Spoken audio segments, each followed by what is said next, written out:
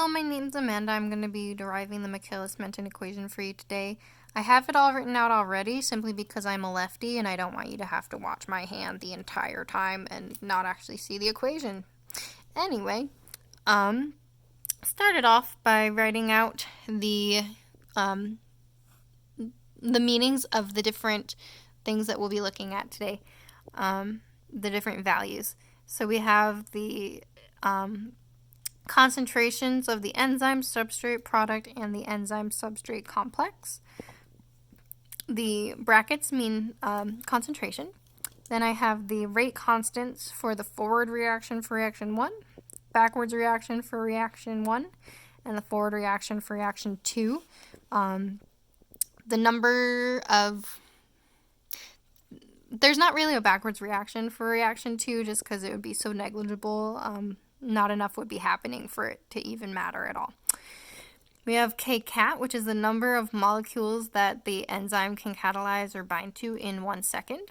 And then the Vmax, which is the maximum velocity. This is actually a capital V. A maximum velocity or rate for that reaction. D is the instantaneous rate of change. And then Km is the Michaelis constant, which is the concentration of substrate needed to achieve half of the Vmax. So we start off with these two equations. We have the concentration of the enzyme plus the concentration of the substrate reacts to form the enzyme substrate complex. And then that enzyme substrate complex reacts further to create the enzyme again. It'll break off from the substrate, and that substrate becomes the product. And then here again we have our rate constants for our forward, backwards, and forward reactions. So we're going to start off by determining E by itself because we're going to end up putting... That's just the easiest way to end up with ES by itself, since we're going to end up wanting to pretty much combine these two reactions to form our Michaelis-Menten equation. So we'll start off with the instantaneous rate of change of ES over the total instantaneous rate of change, which equals 0. So then the way that we get that is we have our rate constants. We're going to multiply those by the reactants in their equations, and then subtract them to equal 0. In order to get E by itself, we need to take the total enzyme concentration equals E plus ES. We'll subtract ES, we'll get E by itself. So then we'll input this as E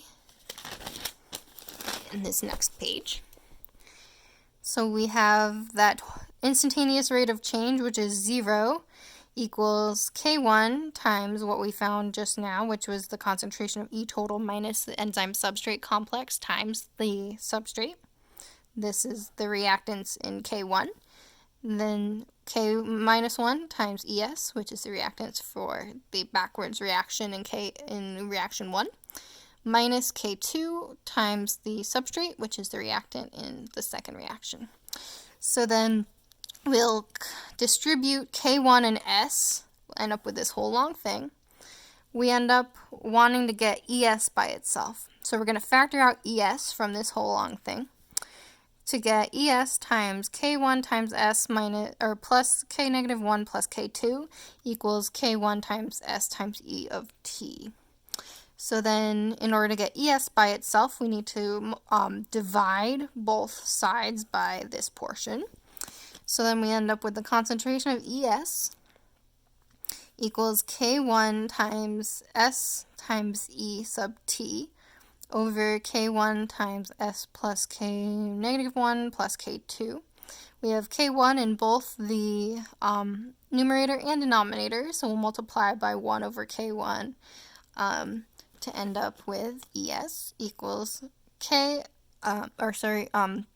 enzyme total times the substrate concentration over the substrate concentration plus K negative 1 plus K2 over K1. This portion, this K negative 1 plus K2 over K1, is actually Km. So when we end up writing it out again, we won't have to write all this. We can just write Km. So we'll continue. So we have our second equation now. This is why we had to find Es by itself. Since we have the rate law for the second equation. So we have the instantaneous rate of change of the product equals the rate constant times the reactant. So then we'll input what we found up here for Es, which is the reactant in that equation. As such, we now can find the, we can use this to find the velocity. So then the velocity is d of p over dt, which is equivalent to k2 times e of t times s over s plus km. So k2 is actually kcat, which is the number of molecules that can be bound to per second by the enzyme. So if we multiply kcat by the total enzyme concentration, we actually end up with Vmax. So then we end up with VO, the velocity, equals Vmax times S over S plus Km.